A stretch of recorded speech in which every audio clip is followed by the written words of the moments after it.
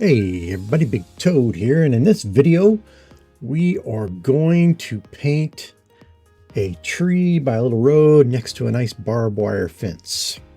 And what we see here is the completed painting. Now, unlike many of my paintings, this one actually started as a sketch I did, a drawing. And I'll bring that right up here for you to look at. I find sketching, I find drawing with a pencil very, very relaxing. It's often what I do when I can't quite make it down to the studio and paint. And I didn't start out doing this sketch in order to turn it into a painting. I got done with it. And I started looking at it. I thought, you know what? I'm going to do that in a painting and bring that sketch to life. And this is not a thumbnail. I didn't, like I said, a thumbnail is something I do a lot quicker and a lot less detail. I did this sketch just for the pure joy of sketching and the relaxation of it. It's very relaxing. I don't even hardly have to think. And I just put pencil to paper and slowly just my sketch appears. So here's my sketch end done on my board. And I used burnt sienna, and I thinned it down with spirits, mineral spirits, in order that it would dry pretty quickly. And I did not put in all the detail from my drawing. At some point in the future, when I get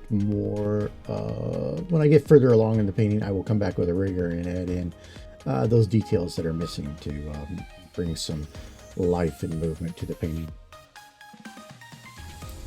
I dropped in a light gray for the cloud to kind of hold that space, block that in. And now I'm going in the sky. You'll see a little darker bluish gray that I'm using for the sky. I'm going to come back in and go with something a little more blue than what I've got here in the gray. I decided I wanted to make this a little brighter painting, take advantage of some nice foliage in the background and really set up my barbed wire fence to really pop. So I'm blocking in the big tree now. I'm going to have the sunlight come in from the right, so I'm going to put some shadow, some dark shadow on the left side of the tree. And other areas I'm going to put some nice dark, and that dark is ultramarine blue and burnt sienna. And now I'm coming back in with a brown. I took that ultramarine blue and burnt sienna, and I lightened it up with some titanium white to get more of a brown in there. Maybe I put in a little bit of burnt umber as well to help that out. Again, as I sketch in, or as I fill in this tree, again, I don't try to do all the little branches. I'll do those later. Use that same brown that I used on the tree on those fence posts. Put a little bit here and there on the ground. Well, kind of just to clean my brush, really. And also put that brown where I want to put some shadow in the middle of that road. And now I'm going to come in with some light, a lighter brown, and fill in the inside of those ruts. One of the features of these old farm roads back, on the hills, is that they're rutted. The tire tracks dig ruts on the where they run, and so the center of the road is often lifted up. So I put that in. Now I'm going to come in with some green to block in the grassy hillside and the grass around the bottom of the tree. As I often do, all the greens that are in this painting started with ultramarine blue and yellow ochre, and then I lightened that up to get various values of green. I also added in a little bit of in another patch of green. I also added in a little bit of cad yellow medium to make a different hue of green, and cad yellow light to make a different hue of green. So, and I space those out as well. So that's a quick way to get, you know, 9 really nice different greens to all intermix together of various values. And then you can come back in and gray those down, neutralize those a little bit by using the complementary colors opposite on the wheel to create a little less value to them, give them a little less chroma, lighten those up.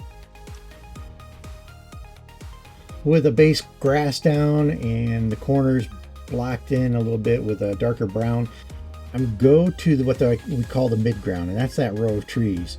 And I'm going to block those in. It's yellow ochre with a little bit of cad, yellow medium, and I think a small bit of burnt umber to take the chroma down and take it a little way from the yellow ochre. And I'm going to build off of that to make them really bright trees. And so what the painting is about is the foreground. It's the big tree, it's the fence, it's barbed wire fence, it's the road. And so this nice backdrop of these brilliant trees helps frame that up really nicely. Now, using one of the browns I used on the tree, I'm going to go back in and reestablish those. They're small, they're not fence posts, but they're small. They wouldn't call them sticks either. They're about half the size of the fence posts. And they, when the farmers and ranchers, when they build these fences, when they put a gate in, they still want 3 strands of the barbed wire going across the gate.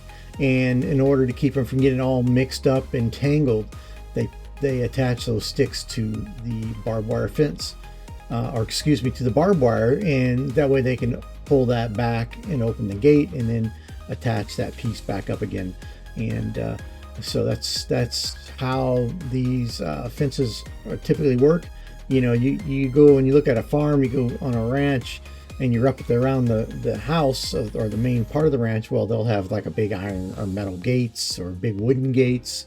But if you get back out into the you know, away in the, you know, this is how they build them. They don't want to carry a big giant iron gate or metal gate all the way back to the back 40. They construct a barbed wire gate like this. So I block in the tree leaves with a green that's really leaning very heavily towards ultramarine blue. It was actually a color left over from a previous painting. It's not as green as I would have liked, but it blocks it in well, and I'll build off of that. Now, with the painting all the way blocked in, I go ahead and take some of that kind of bluish green that I use on the leaves of the tree, and I start putting some highlights using that darker green towards the edges and the corners of the painting where I know I'm going to go dark. I'm going to have a dark corner and edge, so it pushes you back towards the painting and towards the tree, the big tree, and towards the fence, the road, the gate. And I know that road hits right up through the middle of the painting, but it's just one of the focal areas, and it kind of drifts off a little bit to the right, then comes toward the center, and then you got the fence, and you move back and forth along the fence and up into the trees. So at this point, I sort of jumped ahead here, and I went in and obviously put some more darks down in places. And now I'm establishing some light green on the grass. It's really low chroma, so it doesn't pop very much, but I'm kind of building out from that bluish green, the darker green. I'm going to build those colors out in layers. So at each layer, I'm going to have some of the previous ones showing through. So here I'm going in with a little bit different color of blue. I thought the last color was a little too, I don't know, too grayish. And so I wanted a little darker value to really play off of those trees and the green, the yellow trees, the golden trees against the green trees. And so I thought a little darker sky with a little more blue in it would be better.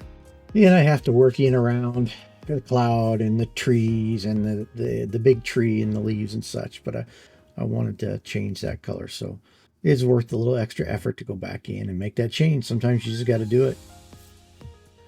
You got to be willing to repaint sometimes in order to get the right colors, the right values, the right shades, or, you know, whatever. Now, satisfied with my sky color, I move my attention to the cloud in the sky. I'm using various shades of gray here, which is titanium white and ivory black. And I'm darkening the lower side of the cloud. That's where the clouds will be darkest, is on the lower side. So I'm adding in little darker grays down there. A lot of people, myself included, struggle in painting clouds. You know, they look so random, but yet there's science behind them. And even though we may not recognize why, our brains tells us when a cloud just doesn't look right in our painting. And one of my rules is you've got to stop painting your clouds before you're done. Otherwise, you may never get done. You just don't want to quit. And so I always stop before I feel like I should. And that's helped me a lot. And then I can always come back in later and make some changes if I see it. Now I move on to the mid-ground yellowish trees. I'm using a yellow ochre base here, but mainly I'm lightening it up with cad yellow medium and cad yellow light to give me various different hues and values. This is a little brighter color here, so I'm putting up higher. So I want to create the illusion of the sunshine hitting the tops of these trees, and so I'm kind of putting the lighter, brighter, the higher intensity yellow on the side where I want the sun to come in. Sun's coming in from the right on this painting. So you'll see me touching that up and giving it the shape. So I'm shaping out those trees using the lighter, or I should say higher intensity yellows, brighter, higher chroma yellows on the sunny side, and keeping a shadow then on the back side. And again, I'm using a little bit of yellow ochre with some cad yellow light, cad yellow mediums for that. I'm keeping the bottom dark. Again, when you look at a thick line of trees like this, down lower, it is going to be darker because less sunlight gets down into those part of the leaves, those part of the trees, because it's blocked from up high. So I kept that a little darker. I'm not putting in any tree trunks in this, and I just don't want to draw undue attention to this. This is really what's interesting about this painting. You'll notice as we go along here is that the highest chroma is those trees, but yet those trees don't themselves attract your eye. And that's the trick of this painting. Those bright trees don't attract your eye. Those bright trees backstop the fence and the big tree, so that the contrast of those fence posts and the barbed wire and the road and the rocks in the road and the greens in the grass, that's all going to catch your eye, and not the bright trees. You'll find yourself circling those trees and seeing the trees, the yellow trees, but your focus will be on the fence, on the grass, on the road, on the big tree, and you'll kind of do a loop around. It kind of holds you in a circle. So one of the big focal areas of the painting, of course, is this big gnarled old tree. It's very gnarly. It's misshapen. It's kind of a grumpy looking tree, but yet it has some beauty to it. And I wanted to express the craziness of the shape, but yet still give it some life and appeal, and as if it's a mighty tree that just resisted all the elements to attempt to destroy it. So I'm going in with some ultramarine blue and burnt sienna for the darkest darks on the shaded side of the tree. Really putting that dark in there to give a contrast. It also holds the eye from dropping off that edge of the painting. Kind of serves a dual purpose. And I've also mixed some lighter browns to create shape and contour to my tree. And those are I've taken that dark ultramarine blue and burnt sienna, and I've lightened it with titanium white. I've also got some burnt umber I use to mix up. So I mixed up several different browns and different shades and different hues, different chromas, in order to create a variety of colors to use in this tree. I'm kind of using a broken color method for the tree and the bark, breaking it up with various different browns to give it contour. And you'll see as I start painting this in, you see the contours start to take shape using shadows with the darker colors, creating shadows with the lighter colors where the bark sticks out and catches the light. And so I developed shape and sketching. You know, I started this painting with a sketch, and if you are good with a pencil and sketching with pencils and shading with pencils, then you can do this with paint as well, with oil paints or acrylics or watercolors. It's a matter of understanding where the sunlight's coming from.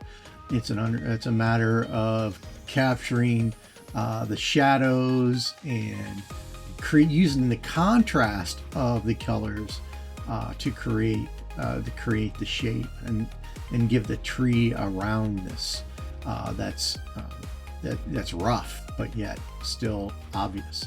And so that's what I'm doing with mine, going from lights to darks. Lights where the sun hits it, darks where the shadow is, and it gives shape. And that's a critical skill for painting. I think some painters rely so much on their subject, whether it's their source material or whether it's the plein air they're looking, and they're getting their shading from what they see.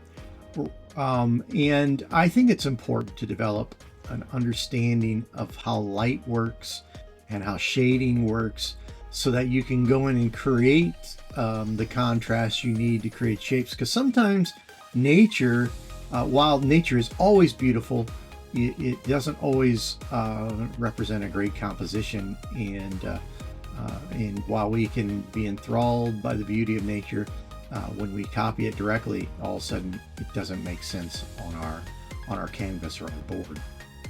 So learning how to shade properly, taking some sketching lessons, and observing people who shade like this here will help you. Again, know where your light's coming from, know where the dark is, and use that to your advantage, creating contrast to create shape, creating contrast to break up your painting so that you can see where shapes start, shapes end, where the contour is, and also knowing when to lose an edge. That's also part of it. You don't want to see crisp edges everywhere. You don't want to see a contrast everywhere. Sometimes you just want to lose like a root of this tree into the dark shadows of the grasses or the edge of the board there. This will take advantage of lost edges, lost shapes as well. We know it's a tree. We don't have to see every aspect of it. Next, I move on to the foliage, the leaves of the tree, bringing in some greens. Again, my greens started out with yellow ochre and ultramarine blue, and I did mix in a little bit here and there to make different hues. I made a palette of different hues and different values of greens, starting with the yellow ochre, ultramarine blue, bringing in cad yellow light, cad yellow mediums as I need to, and then dulling some of those down, taking the chroma down, using complementary colors. And I always reserve the right, especially with my trees and my greens, to come back in and change colors later. As the composition comes together, you'll just see where, okay, this color is not quite right, so I'm going to go back in and make it brighter, make it duller, make it a darker, change the value. And so I reserve the right to do that always, because you never know where you have to come in and change it. So once I get the greens in, I do come back in with a rigger brush and start adding some details, some smaller branches, to give it some more life and reality and put some branches in the trees. Now I move on to the fence posts, and I start the same method as the tree itself, using the same colors.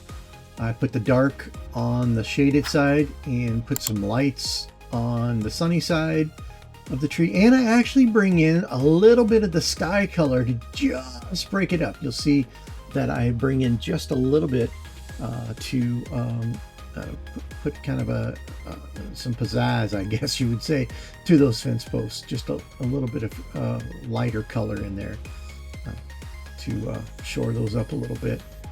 And again, same colors as I'm using in the tree. And I work the side to make sure I've got shadow. I break up the colors, and I'm going to create a roughness to the fence posts. Fence posts are, they're rough. These old fence posts they use, these wooden ones, are split rails often, so creating some jaggedness to them. And they've been weathered, so you can count on that as well. Then I come back in with the dark color, and I put in these sticks for the, again, I described those earlier. They're set into the barbed wire to keep the barbed wire from twisting up for the gate.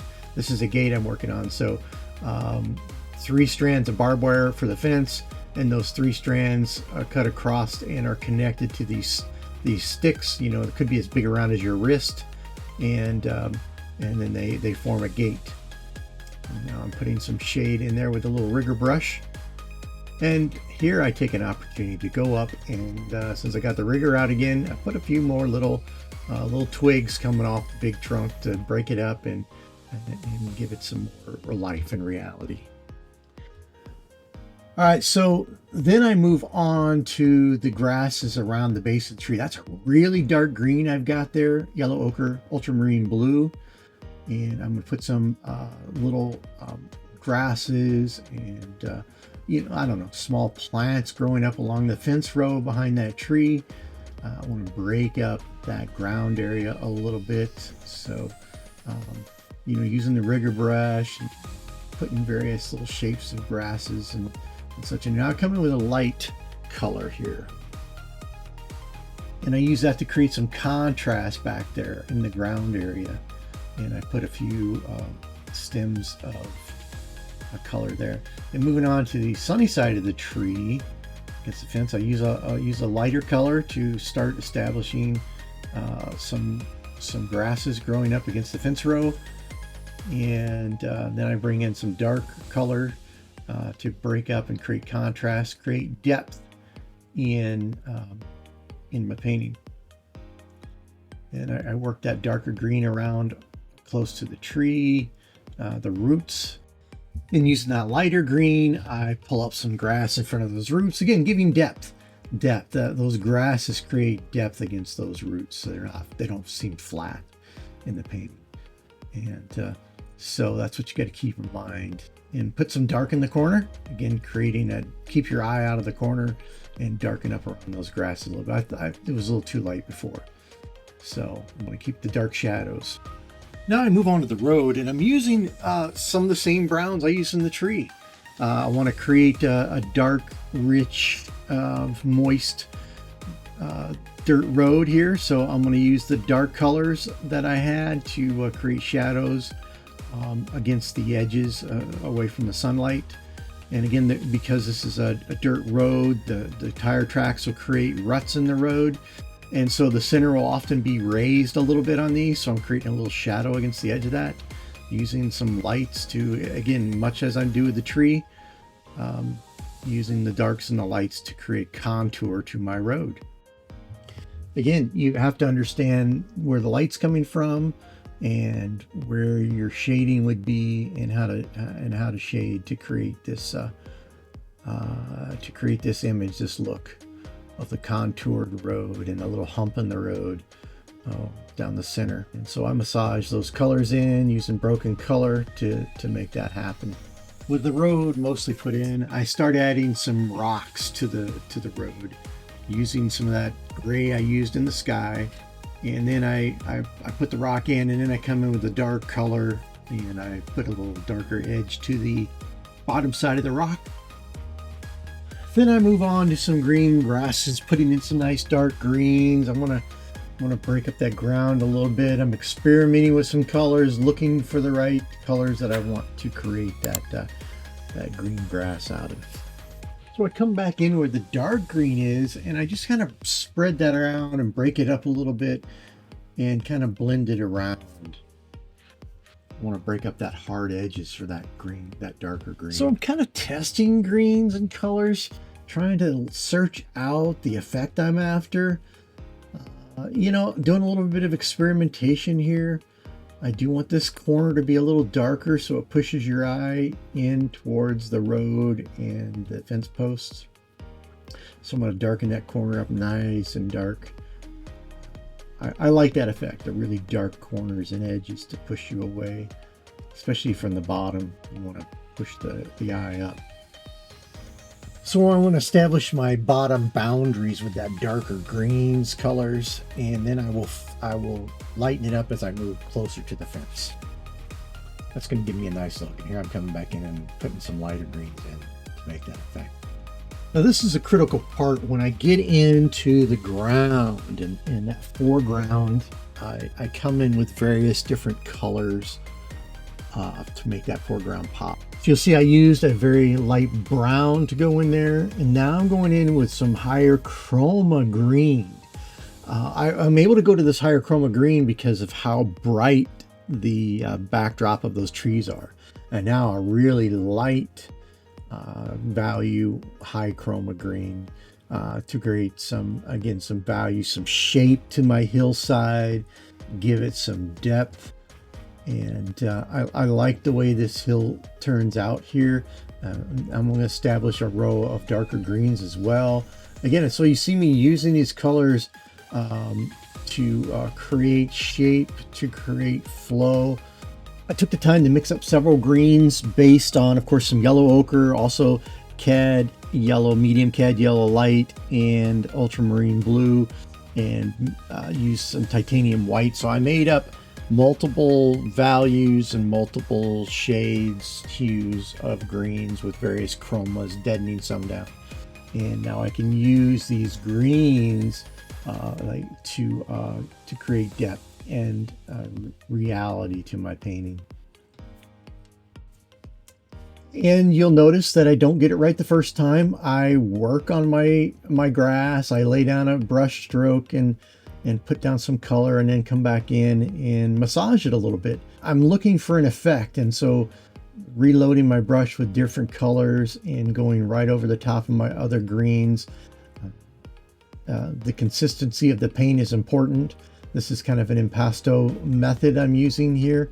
A loaded brush right on top of wet paint, and mixing the colors as I apply them, and really experimenting until I find the look I want.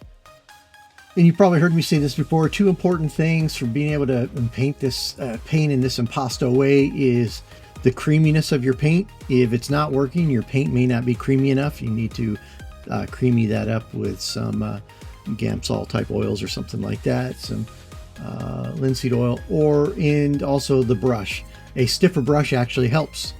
And here I'm using a very light green here, vibrant green, to create a ridge line, a little hill coming down the side of this hill, like there's a little ripple in the ground, and using some darks at the bottom. Again, that's using that shading.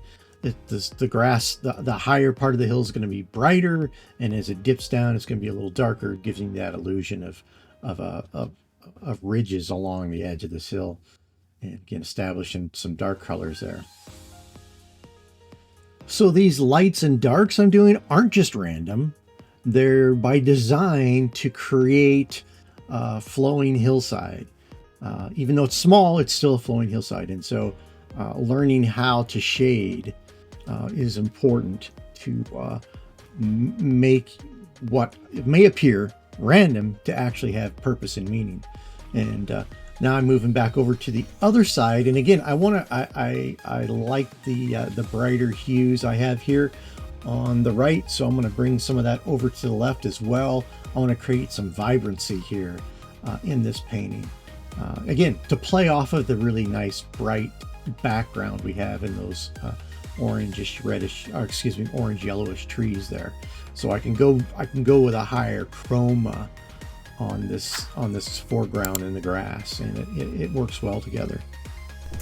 Sometimes these grasses like this, these open areas in your painting can be a lot like clouds, and you can overwork them.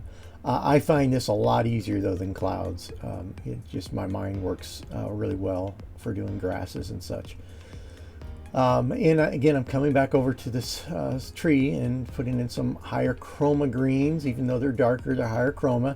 And I'm going to emphasize areas with a lighter greens, again, to create contour to that. And again, where the sun's hitting it, I try to throw in some light greens. Again, all this gives it shape. The ground is not flat and level, and so I don't want to paint flat and level ground. And when you're painting, the best way to do that is to use the various shades of your colors to create contour. And that's what I'm doing here. So a nice high chroma kind of olive green here to again add some life to this painting, add some depth and texture. I'm enjoying this painting these colors in. And down here at the bottom, I'm going to darker greens.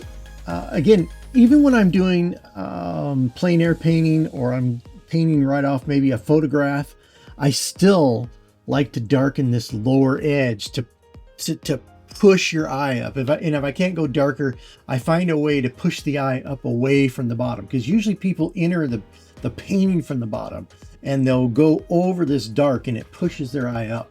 And so I play on that effect.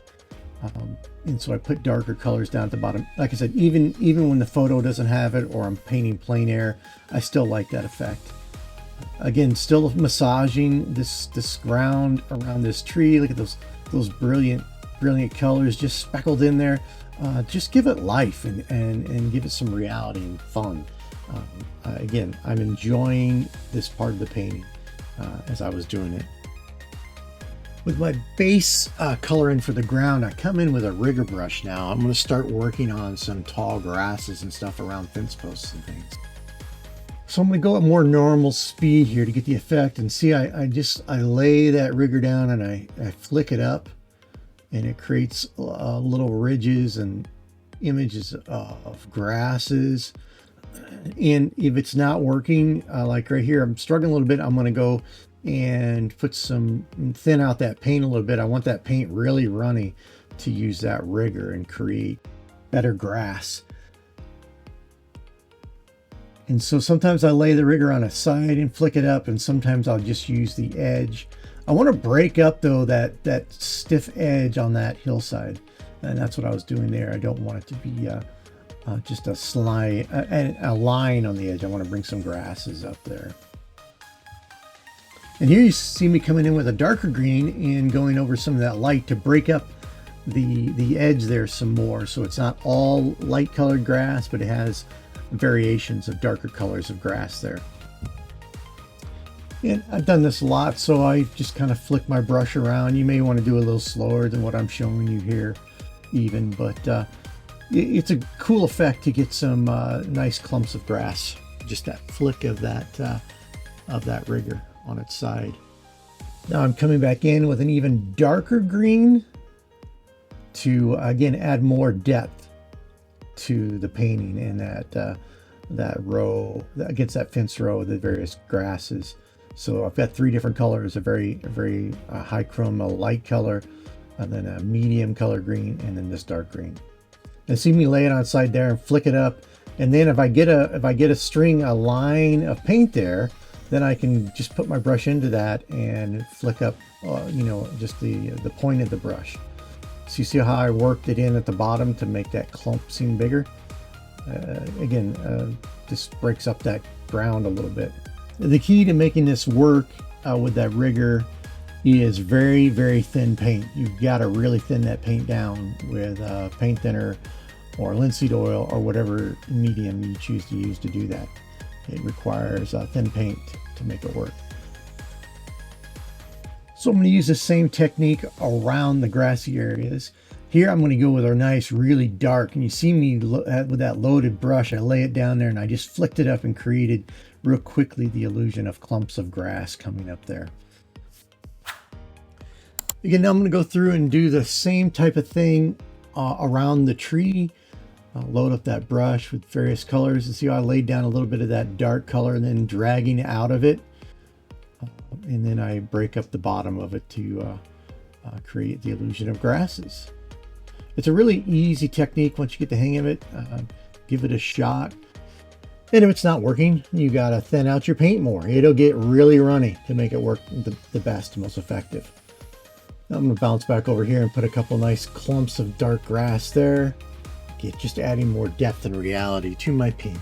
And I'm not putting these clumps in randomly. I'm stepping back and looking at from a distance and seeing where I need to break up some empty spots or add more detail or more darks. Again, step back away and look at your painting. That'll help you decide where you need to move next. And just like this, having stepped back, I realized I needed to break up that dark a little bit and add some bright colors to that around that root. Again, creating depth and adding some more light to kind of break up that dark along that one fence post a little bit. It's again, step back and look, breaking up this area with some nice light green grass. Adding some more here.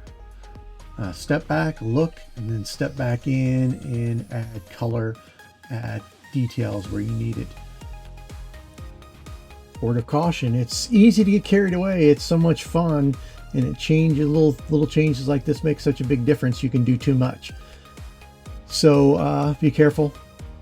Stop for a while. If if you've done a lot, then maybe it's time to set your brush down and let that sink in. Step back and look at it. Maybe come back in an hour and see what it looks like. And creating depth around this other root with some nice bright grass. You see, this is how I use that rigger. Again, I lay it down flat, put some paint down and flick it up, and then I can go right back over it again and pull that paint out of the puddle I make. Just create the illusion of grass without drawing each little line. Now, sometimes I do go in with a rigger and we'll draw some lines for grass, but I try to mix it in with both. Some lines and then some flickers of the rigger. And you'll notice what I just did is I went in with a little darker color of green to break up those bright greens, because that is the shadowy area of the tree. So I wanted to break that up a little bit. And this is a higher chrome green I'm using here, just to bring a little color to that foreground there in front of that root. Now this part is scary. Putting in those little barbed wire fence wires. Very careful with that rigger. That paint has to be really, really thin. And now I'm over reloading that brush again, making sure it's thin. So I lay down just a really nice fine line. You don't want fat barbed wire fences. See how that just delicately, and that again, you gotta keep that paint thin to make this work. Reloading the brush again with some more thin paint. And here I come in with the third rail. And the third strand of that barbed wire right over the top. Now I come in on the gate. So now I'm putting some little nails in there, and now I put those, and now I come across with a line that's not parallel to the other line. It's because that fence is right there. That's the gate, and so they're going to wrap that barbed wire around that post there and nail it in place. So I create a little thicker pieces of that wire where they've wrapped it and nailed it, and now I'm putting it where they'll wrap that. Sometimes they'll wrap that barbed wire around the fence itself to secure the end that they wrapped around the post, and then they'll wrap the wire there, and so that's what I'm creating there. So again, this is how I've often seen barbed wire fences, and I've been through hundreds of them in my life. Seen a lot of them. So that's a nice, cool little effect you can do. Now, this is how now we're creating the locking mechanism for the gate. And really all it is 2 loops, a loop on the top and a loop on the bottom. And they use barbed wire again to create this loop so they'll wrap the barbed wire around it and then make a loop that goes out there about 1 foot, and one on top, one on the bottom. And so what you do when you go up to the fence is you'll stick the lower part of the stick in the bottom loop, and then you'll push in real hard on the top, and then you'll drop that loop on the top or down on top of it to secure the gate in place. And now I'm going to put the barbed wire across the gate, and it goes between those sticks, and it attaches to each of the sticks with little fencing nails, which are like little horseshoe nails, and just attaches right there to the post. And those sticks that are in the middle, they just kind of hang there on the barbed wire. And again, they'll bring out that extra barbed wire and they'll wrap it around the barbed wire itself. And so I'm drawing that in as well. And now go to the next strand, and I'll pull it across really carefully. Again, it takes really runny paint. And I'm going back to get some more really thin paint. I'm kind of using a gray that I use in the sky. Barbed wire is kind of grayish color. And I'm just running that right along all the way over to the last stick. And as I said earlier, I purposely made these sticks different lengths and different heights, and put one of them in there crooked. That's not unusual for the rancher when they're building their gate to do it that way. The little sticks aren't there; they're just there to hold the 3 strands of barbed wire straight and parallel, or mostly parallel, so that when they open the gate, the wire doesn't get all tangled up. And it makes the gate so animals can't push through it as well, because it keeps those barbed wire strands in place. And these delicate little lines requires that you have thin paint. There we go. Now again, make it look like that wire has been wrapped around itself back over it. And then we have a very authentic gate that you'll find out on the back of ranches. We find them a lot in the mountains out here. It's just how they're built. Like I said earlier, ranchers, farmers don't want to haul big metal gates all over their ranch. They don't want to spend all the money to have fancy gates everywhere. And these are really very effective gates. So now I'm going to put the rest of the barbed wire across using that rigger brush very carefully. Very thin paint using that gray color. And now I can go back in and start putting the barbs on the fence. And very small, you can actually just use one little line to create a barb, or you can use an X. All it is one piece of wire that's kind of twisted inside the strands of the barbed wire. So it's not really an X, but most people will be able to tell the difference or know the difference. So you can use an X or a single line, or really a lot of times it's going to look like a V, where one point's going to point one direction, one point's going to point the other direction. But mix it up. Don't have all the barbs looking the same. Don't have all the barbs lined up straight up and down the fence. The barbs should, although they're typically evenly spaced, the way the wire's strung, they're probably not all lined up.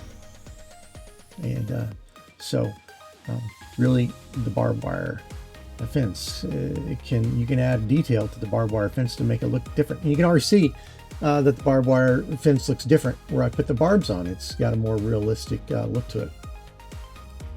So we'll go through and put all the rest of the barbs on the barbed wire fence. That's a really quick way to add some detail to your painting. Now I'm going to put some rocks in using some of that gray I've used on the fence and other grays. I just decided I needed more rocks. And they're small rocks, so it don't need much detail. Now with the rocks done, I feel like I need to go in and just do a little bit more work on the barbed wire. So I'm taking a lighter gray and just adding in some shading to that barbed wire. You'll notice I'm not doing a solid line of the light. I'm just tapping it in and dragging it a little bit here and there just to break up the solid gray line that I've got. It's a very small change, but it kind of acts like as that barbed wire twists, it reflects the sun differently. And so by adding these little shades and even putting some little shading on some of those barbs on the barbed wire, it just adds some more reality and creates some more depth and breaks up the solid line of the barbed wire. I think it adds a nice effect. So I'm almost done now, and I decide to go ahead and sign the bottom of the painting, but then I look up and decide I need to change the color of the leaves on the tree. I wanted to bring in some of the color from the grass on the ground up into the tree to kind of tie those two things together. And that's a pretty quick fix. Go in there with some of the greens. You can see the brighter chroma greens that I'm putting on there. That brighter, richer green, kind of olivey green.